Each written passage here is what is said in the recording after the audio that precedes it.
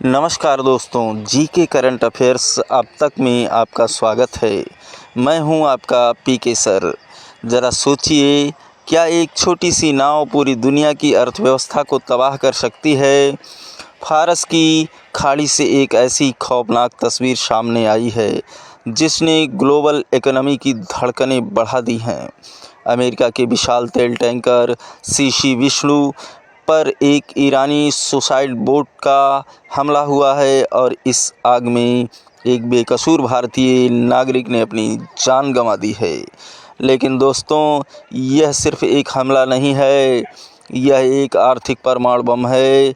Iran का सीधा लक्ष्य है तेल की कीमतों को 200 प्रति बैरल तक पहुंचाना। क्या ईरान पूरी दुनिया को घुटनों पर लाने में कामयाब होगा? आखिर क्यों अमेरिकी राष्ट्रपति इस गंभीर संकट के बीच ऑपरेशन के नाम चुनने में व्यस्त हैं? आज की इस विशेष केस स्टडी में हम इस इकोनॉमिक वार की हर परत को खोलेंगे। वीडियो के अंत तक बने रहिए क्योंकि यह संकट आपकी जेब पर सीधा असर डालने वाला है। तो आइए विश्लेषण करते हैं। फारस की खाड़ी में महासंकट, और यह महासंकट कैसा है? अमेरिका ईरान का तनाव है। एक आत्मघाती हमला हुआ जिसने ग्लोबल इकोनॉमी पर खतरा डाल दिया है।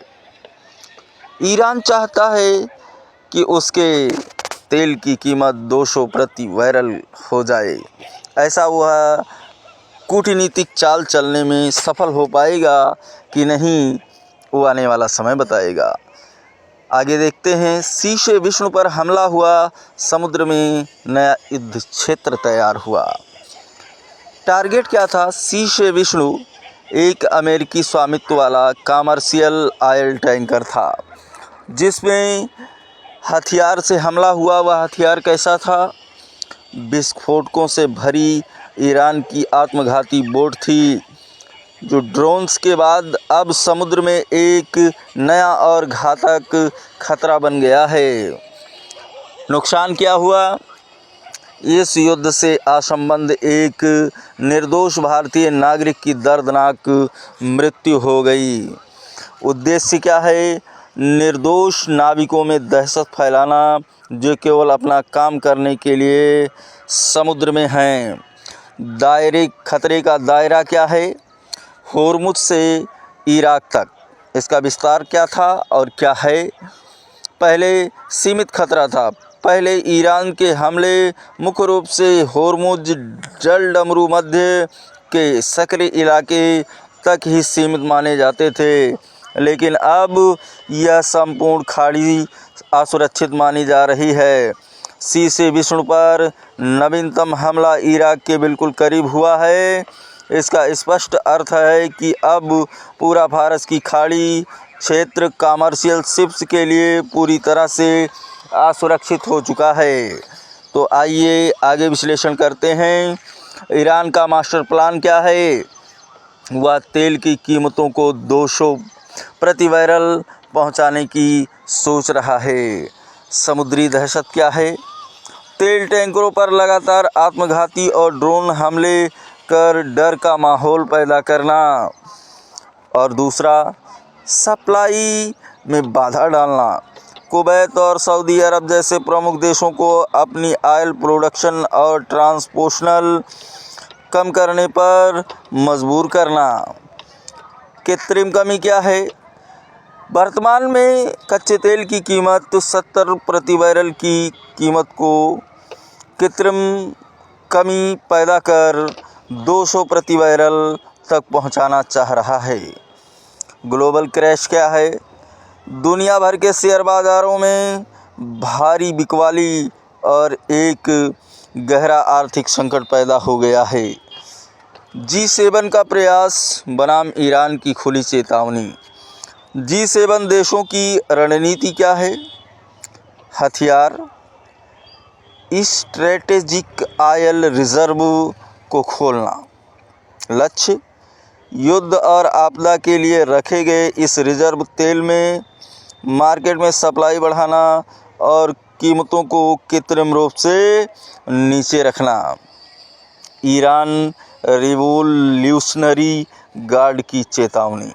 बयान क्या है? आर्टिफिशियल तरीके से तेल की कीमतें कम नहीं कर पाओगे। सत्य क्या है? युद्ध के 13वें दिन तेल की कीमतें पहले ही भारी उछाल पर हैं।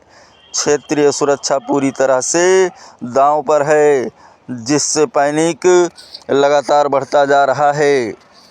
अमेरिका की जीत या रणनीतिक जाल है? क्या ईरान के साथ अमेरिका मिलकर के जाल पसार रहा है? आइए देखते हैं डोनाल्ड ट्रंप का नैरेटिव और ज़मीनी हकीकत क्या है। डोनाल्ड ट्रंप का दावा है अमेरिका युद्ध जीत चुका है, सत्ता परिवर्तन नहीं। ज़मीनी हकीकत क्या है? ईरान सरकार और नए सुप्रीम लीडर पूरी तरह सत्ता में काबिज हैं, कोई तख्ता पलट नहीं हुआ है। वहीं डोनाल्ड ट्रंप की नैरेटिव क्या है? PR stunt. सैन्य अभियान का नाम एपिक फ्यूरी केवल इसलिए चुना गया क्योंकि 20 विकल्पों में से ट्रंप को यह नाम कूल लगा, लेकिन खतरा बरकरार है। ईरान का मिसाइल और परमाणु कार्यक्रम बंद करने का कोई वादा या संकेत नहीं है। डोनाल्ड ट्रंप का नैरेटिव क्या है? लक्ष्य क्या था? चुनाव से पहले अमेरिकन वोटर्स को लुभाना। लेकिन ईरान में क्या हो रहा है? सबसे बड़ी कमी क्या है? अमेरिका के पास इस युद्ध से बाहर निकलने की कोई एग्जिट स्ट्रेटजी नहीं है। और युद्ध रोकने के लिए ईरान का अल्टीमेटम 3 शर्तें हैं। वह 3 शर्तें कौन सी हैं? आइए देखते हैं। पहली शर्त है मुआवजा। अमेरिका और इजराइल से युद्ध में हुए नुकसान के लिए अरबों डॉलर का हर्जाना देना होगा। और दूसरी शर्त यह है, वो भी लिखित गारंटी में, भविष्य में ईरान पर कोई सैन्य हमला नहीं होगा। इसकी इजराइल और अमेरिका से अंतर्राष्ट्रीय और लिखित गारंटी देनी होगी। वैध अधिकारों की मान्यता, ये तीसरी अल्टीमेटम है। और वो क्या है? ईरान के क्षेत्रीय और संप्रभु अधिकारों को आधिकारिक तौर पर स्वीकार करना होगा। निष्कर्ष क्या निकलता है?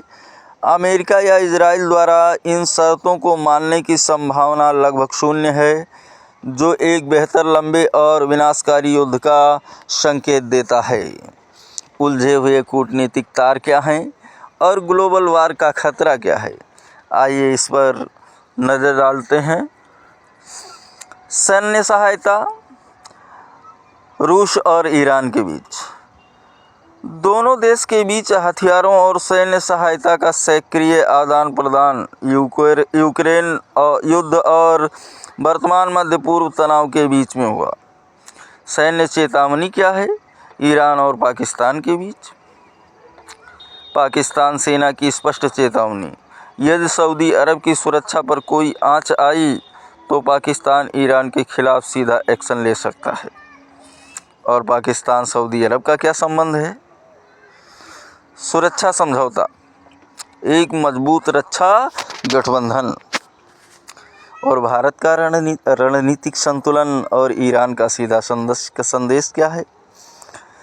कूटनीतिक बातचीत। विदेश मंत्री डॉक्टर एस जयशंकर की ईरान के विदेश मंत्री अब्बास अरागची से चर्चा हुई है, बात हुई है। भारत ने UAE, ओमान और सऊदी अरब पर हो रहे हमलों की कड़ी निंदा की है। और ईरान की चेतावनी क्या है? राहत उसमें क्या मिला है? होर्मुज से गुजरने वाले भारतीय जहाज़ों को सुरक्षित प्रवेश की अनुमति दी गई है।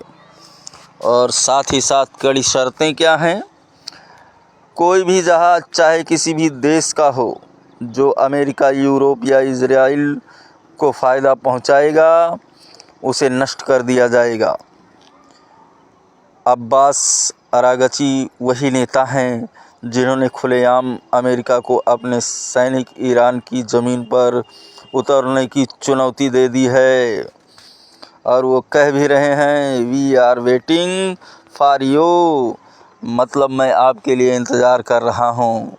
नो एग्जिट जोन, आगे क्या? मतलब कहाँ तक ये चीज़ें सुरक्षित हैं, कहाँ तक नहीं। सबसे बड़ा हथियार ईरान ने यह डिकोड कर लिया है कि इस युद्ध में अर्थव्यवस्था ही सबसे बड़ा और घातक हथियार है। अमेरिका का धर्म संकट क्या है? अमेरिका के पास अब केवल 2 ही खतरनाक विकल्प हैं, या तो अरबों डॉलर फूंक कर अपनी सेना को ज़मीन पर उतारें या ईरान की अपमानजनक शर्तें मान लें। ग्लोबल इम्पैक्ट क्या है? यदि तेल 200 प्रति बैरल पहुंचता है तो दुनिया भर के निवेशकों और आम नागरिकों को एक अभूतपूर्व आर्थिक मंदी के लिए तैयार होना पड़ेगा। ऐसी दशा में सारी दुनिया ईरान के लिए नतमस्तक हो जाएगी। तो दोस्तों, मामला अब सिर्फ 2 देशों की जंग का नहीं रह गया है, यह वैश्विक मंदी की आहट है। ईरान की 3 शर्तें, अंतर्राष्ट्रीय मान्यता, अरबों डॉलर का हर्जाना और हमले न होने की लिखित गारंटी ऐसी हैं जिन्हें अमेरिका शायद कभी नहीं मानेगा।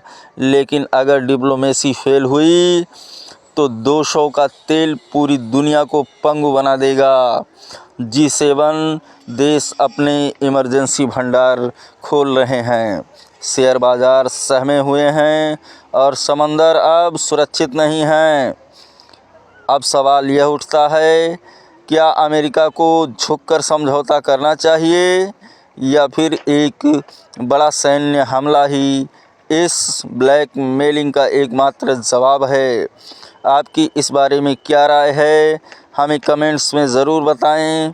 अगर आपको यह कूटनीतिक और आर्थिक विश्लेषण पसंद आया हो तो वीडियो को लाइक करें, शेयर करें और ऐसी ही वर्ल्ड अफेयर्स की खबरों के लिए जीके करंट्स अब तक को सब्सक्राइब करना ना भूलें। देखते रहिए जीके करंट अफेयर्स अब तक। सतर्क रहें, जागरूक रहें। जय हिंद।